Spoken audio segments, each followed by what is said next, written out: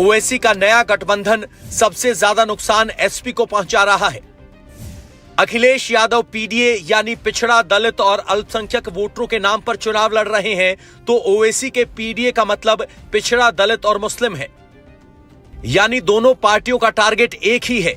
इन दोनों के अलावा मायावती की पार्टी का दावा भी दलित वोटर्स पर है। हाथरस में पीडीएम और पीडीए 40% के करीब है। इसी 40% वोट के लिए एसपी, बीएसपी और ओवैसी के गठबंधन में लड़ाई है। बीजेपी के अनूप वाल्मीकि को एससी के साथ जाट और अपर कास्ट का वोट मिलने की उम्मीद है, यानी बीजेपी के वोट बैंक का समीकरण 50% के करीब है। 2019 लोकसभा चुनाव में एसपी बीएसपी गठबंधन के बावजूद बीजेपी को हाथरस में कामयाबी मिली थी। बीजेपी के राजवीर दिलेर ने एसपी अलायंस के रामजी लाल सुमन को 2,60,000 से अधिक अंतर से हराया था। 2024 में मायावती अकेले चुनाव लड़ रही हैं।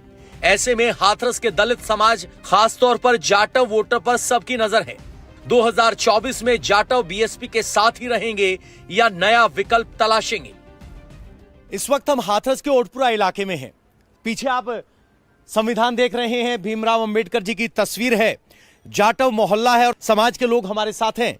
24 के चुनाव में क्या सोच रहे हैं वो बात कर लेते हैं। सर, आपका नाम क्या है? राजवीर सिंह बघेल। राजवीर सिंह बघेल। बघेल साहब, क्या तस्वीर नजर आ रही है समाज की? कहां वोट जाता दिखाई दे रहा है? समाज को बसपा को जाएगा। बसपा को जाएगा? हाँ जी। बसपा यहां से कभी जीत नहीं पाई, इस बात का अफसोस आपको? हाँ, पहले नहीं जीत पाई पर अब टक्कर है। अब टक्कर है। हाँ। कितना फीसदी जाटव समाज बसपा के साथ होगा? जाटव समाज तो 100% है। 100% है? हाँ हाँ।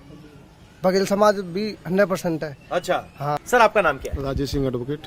एडवोकेट साहब, किस समाज से आप आते हैं? जाटव समाज से। जाटव समाज से आते हैं।